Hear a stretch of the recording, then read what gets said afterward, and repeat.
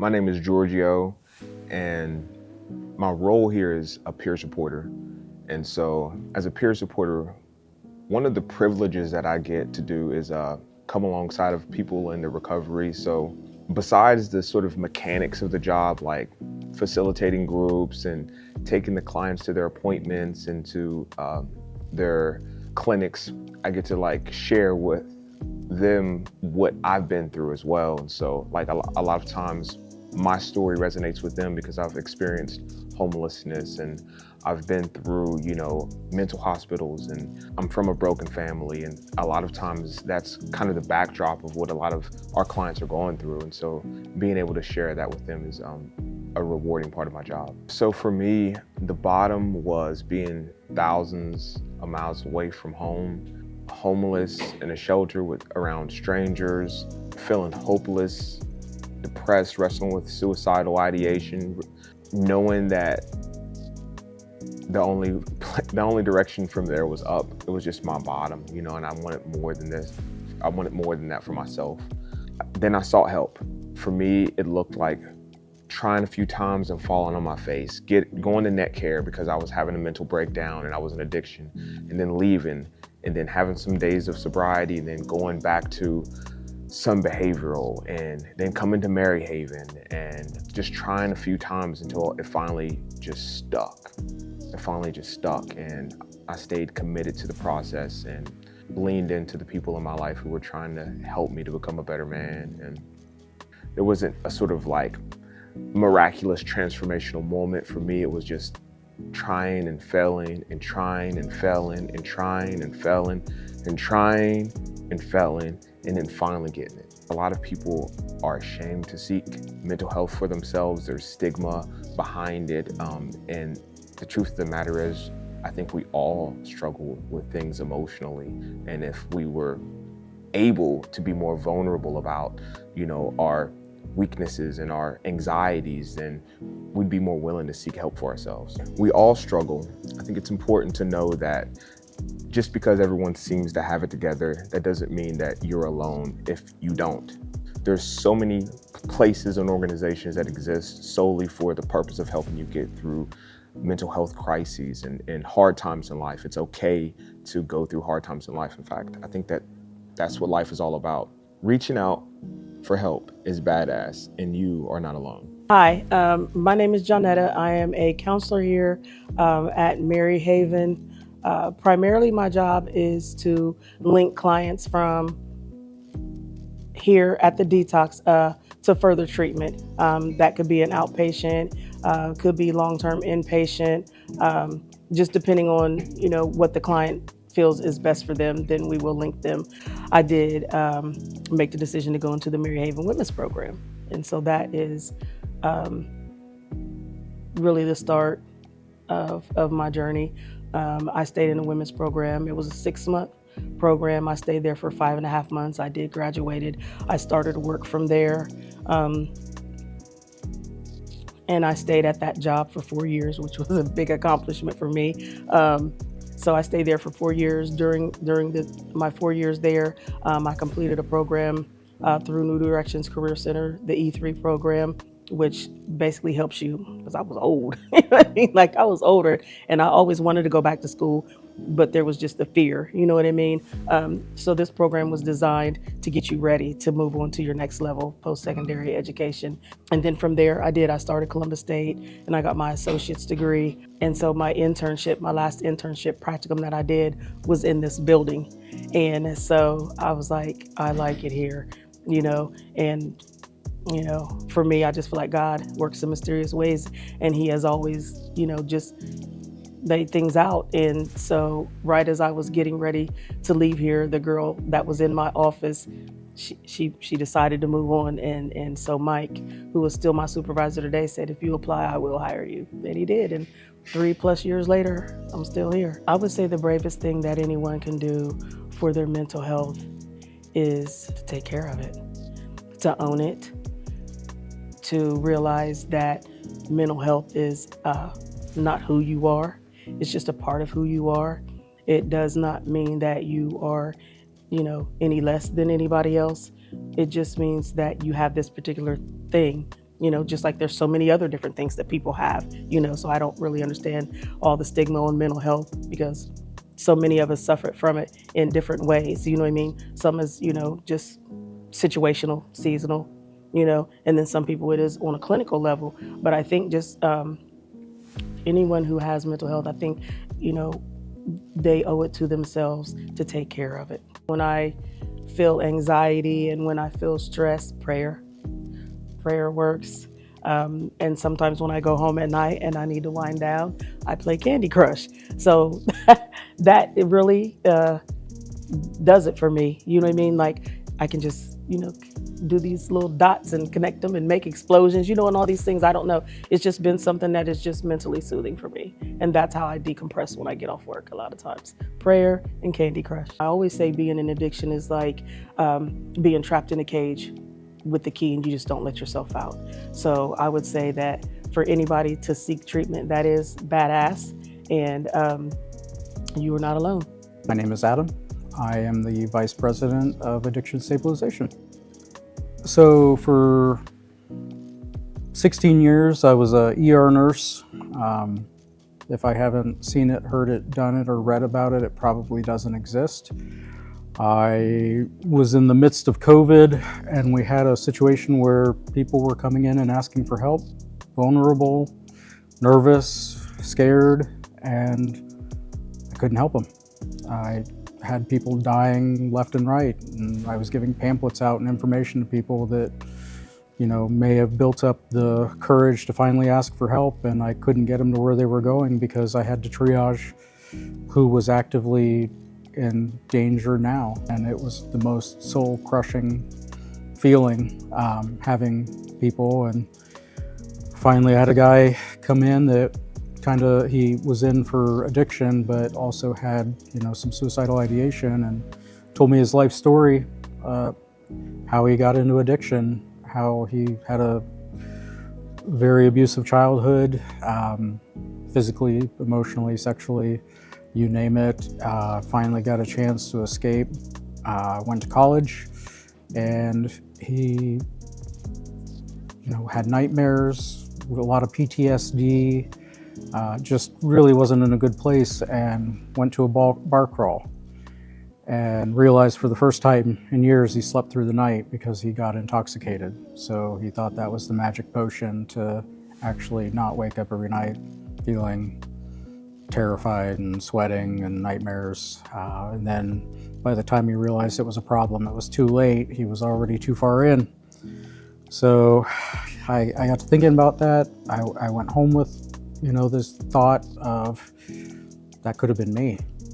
But everything he talked about, the only thing that separated me from him was that I wore a name badge.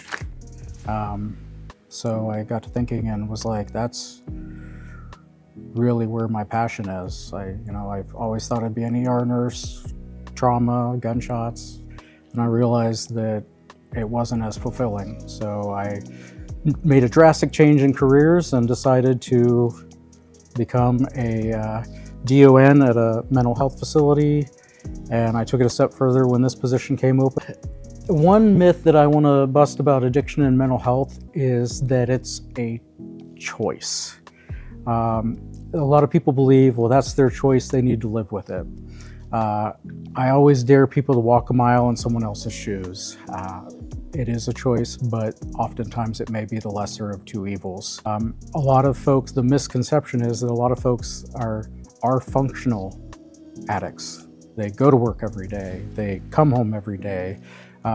Everybody just sees them as, a homeless person or somebody that's struggling in life. We've had many clients come through that the reason that they were addicted was so that they could go to work and support their families every day.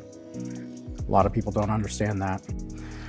Most recent moment in my work that I thought, man, the reason I do this, I was actually at a speedway and I was just paying for gas, getting an energy drink, and I saw a former client, and he immediately saw me. He struck up conversation, asked him how he was doing. He said that he's, I forget how many days sober. He's got a job.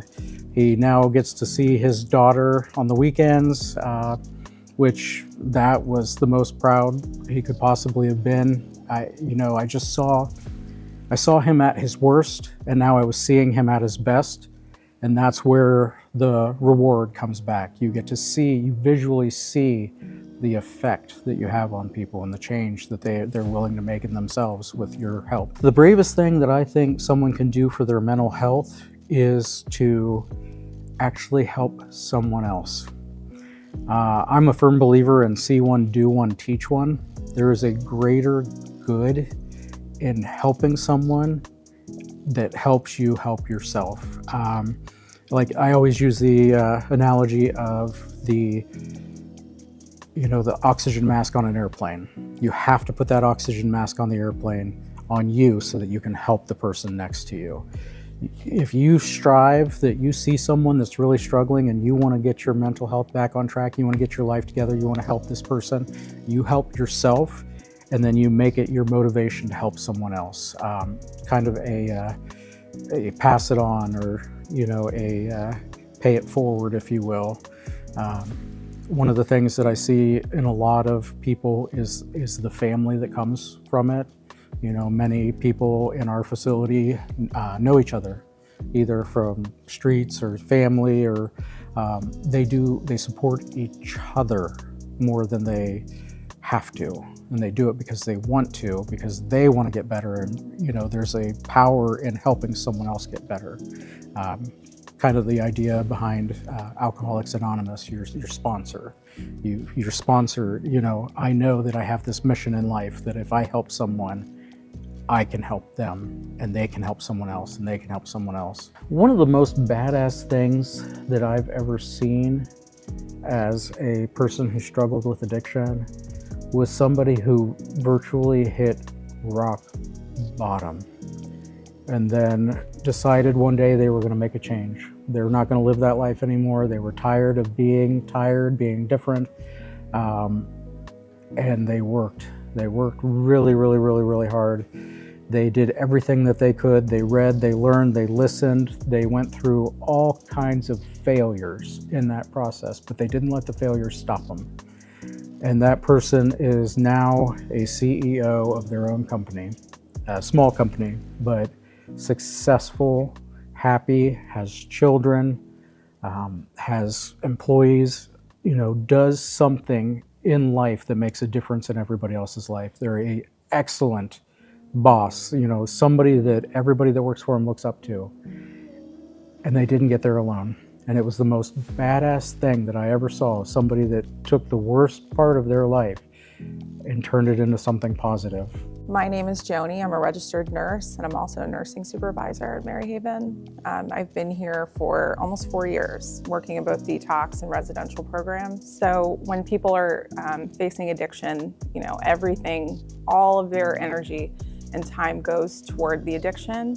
And so their relationships really suffer, their own personal health and well-being suffers, their safety. They're not even thinking about where their next meal is coming from, whether they have a roof over their head, because it's totally consuming them. So it's definitely a disease. It's not a choice. It's not a moral failure as it was thought of previously. When you really truly are addicted to something, it is your everything, and it takes you down with it. So it's really, it's really important to have services available immediately so that people can get out of that cycle and start living their lives and start connecting with their family again, and just getting back to the things that they once loved to do before they were addicted. I help someone on their hardest stage just by listening and not passing judgment, and just being patient, allowing that person to express, whatever is on their mind. A lot of our clients who come in here, sometimes they don't want to be here. They're not here by choice. And they have a lot of things going on the outside that can be really distracting for them. And just reminding them that, they need to put themselves first. They need to be patient. Recovery is a process. It's not, it doesn't happen overnight. You really need to be realistic about the length of time. And there are going to be setbacks, and that's a completely normal thing, but just making sure that you get back up and get back on the path. You have one life, and you need to be living it to the fullest, and you know that this addiction is consuming all of the joy, all of the hope, all of the happiness. And it's really important to put yourself first and to give yourself some time to heal. And your family is going to be there. They will support you. They will be relieved to know that you're putting yourself first finally, and that you're really getting back to being who you wanted to be, who having goals and dreams. All of that is still there, even through addiction. You just have to give yourself time and space to heal. And so, it's just very important to put yourself first. Addiction, like anything else, it's a disease process. It's no different. If you need to take medications like Suboxone, methadone, Vivitrol, that doesn't make you less of a person. I think it takes a lot of bravery to seek the help that you need. And if that is helping you, it's just something that helps you maintain sobriety and get back to the things you love to do. There's definitely a stigma that goes with addiction treatment, and different paths and there are different solutions for each person. There isn't one fit for every single person, and whether that's medication, whether that's therapy, maybe even coming full circle and becoming a peer supporter can be very healing for some people. Whatever it takes to stay on that, sober journey and path. There are definitely going to be ups and downs, but I think at the end of the day, whatever works for that person is what matters. What gets you back to work, what gets you back to being a mother, what gets you back to doing the things that you once enjoyed. That's what the goal should be, regardless of how we get there. One thing I wish people knew about recovery is that there's no wrong time to start, and that you are not by yourself. There are people struggling every day. There are people who can be here to support you. And if you don't have anyone, there is a team of people who are here that are willing to help you and be present with you. Because a lot of times it feels like you're doing it on your own and you're self-medicating, and it comes from, trauma and mental health, and they all kind of beeline together, and a lot of it can be super overwhelming, and it doesn't have to be. It can be broken down, and it can be addressed and understood with a team that's willing to help. You don't have to do it by yourself. The last time I had a moment where I felt like this is why I do what I do, I had a woman call in who recently had just had a baby, and was trying to get into the women's program. And we don't usually do a lot of direct admissions to the women's program. They usually come in complete residential first, and then once they're stabilized, we're able to bring in their children with them. But I was able to get her approved as a direct admission, and she just called broken and crying and ready for services. And I was able to maneuver enough to be able to get her in as a next day admission. And she showed up, and her, I believe the baby was maybe a few days old, brand new baby. And we got her directly into treatment. And there's not a lot of mom and children treatment options. There's just not. There should be more, and there's not. So that really made me feel like I was able to provide access, since I don't necessarily do direct treatment. A lot of the time I'm just giving access to services. And so that made a big difference for me, was being able to get her in. I don't know why there's not more access for women and children. A lot of times moms are trying to get into treatment, and then you gotta find somebody to take care of your kids while you're trying to receive those services. And a lot of times, unfortunately, those that are facing addiction, they've cut and burnt down most of their bridges. They don't have a lot of people in their corner anymore. So finding somebody who's gonna be able to hold on, or a safe place even at that. You might have somebody and it might not be a safe place, and you're still trying to prioritize your children, as you should, but that always puts you in the back seat, which means that, It's really hard to get mom on her feet if she can't hold down the fort for the babies as well.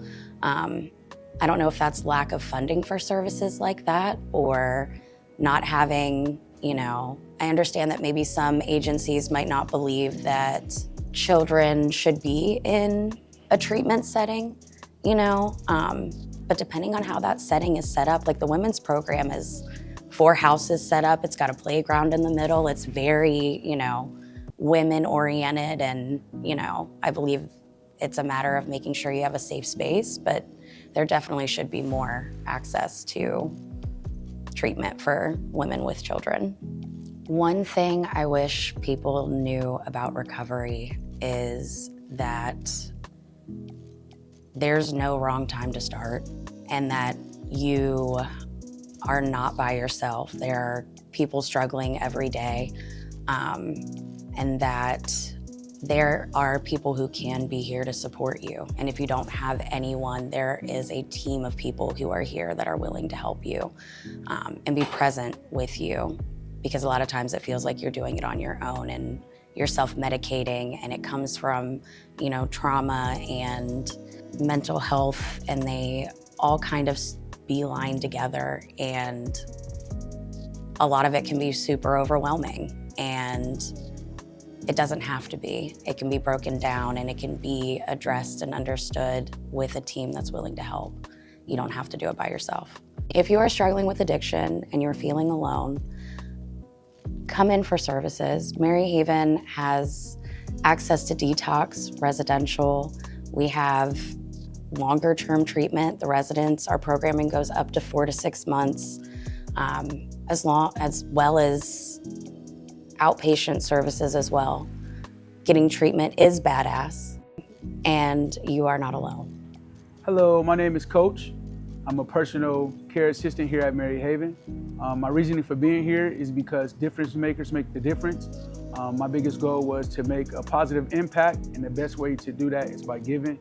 I was once told that the best way to find yourself is to lose yourself in the service of helping others. How has working at Maryhaven shaped how I view my own challenges? It's taught me not to sweat the small things, and that situations can always be much worse. It's a fact that we feel, but half of the time our feelings are not facts. Something small that happens here at Maryhaven daily that I find very meaningful would be that they showed up. Our residents showed up.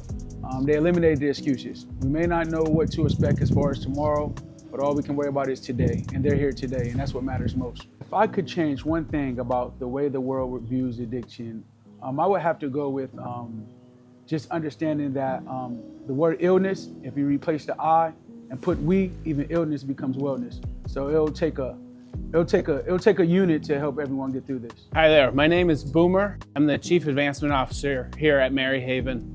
I get the opportunity to tell the stories of recovery that happen every day here. I get to engage the community in the work that we do and help people on their path to long-term success. One thing that happens here at Maryhaven that I think sometimes surprises folks when I talk about it, it's not necessarily one particular thing. It's just the overall feeling of optimism when you're here. A lot of times folks, when I talk to them about what I do and what my day's like, they think, oh, that must be really hard. That must be heavy. And there are times when you hear some hard stories and you see people struggling, but for the most part, there's a real sense of optimism that the best days are ahead. And you see it from the clients who are here and are putting in the work to get better, but you also see it in the staff who are just here to help. And so, I don't know, just overall, I think the vibe here is a lot different than people would think. I currently struggle with addiction. I am nearing 2 years sober. So for me and my continued recovery journey, the things that are most helpful are just remembering who and why I'm trying to be the best version of myself. I want to be the best version of myself for my kids. I want to be the best version of myself for my parents. I want to be the best version of myself for my community, and I want to be the best version of myself for me. I hope everyone who has a family member that's struggling with addiction knows and remembers is that you're not alone. Other folks have been through this. Other folks know how you feel. There's a real hopelessness to it when you see your loved ones making decisions that are hurting themselves and hurting you and others around them. It can feel frustrating. It's okay to be mad. It's okay to be sad. But people get better. We see it every day here at Maryhaven. People get better. We just need everyone to remember that these are individuals struggling with a disease, that they're trying to get better, that they want to get better, but that it's not that easy. And there's complications and different things that amplify and bring this disease to life. And there's complications and circumstances that make controlling it hard. And it happens to individuals for a lot of different reasons. And so just remember that these are people. They might not be your friends and neighbors and family members, but they're someone's friends, families, and neighbors. Whenever I get the opportunity to talk with folks, whether it's business leaders, elected officials, folks in group recovery settings, I always want to make sure I share that for them or anyone they know, recovery is real, and standing up and saying, I need help, I need some structure in place for me to get to where I want to get to, and identifying that goal is really powerful, and it's badass, and it takes a strength just to do that. And so if you're willing to do that, you have what it takes to do anything. You're not alone in this.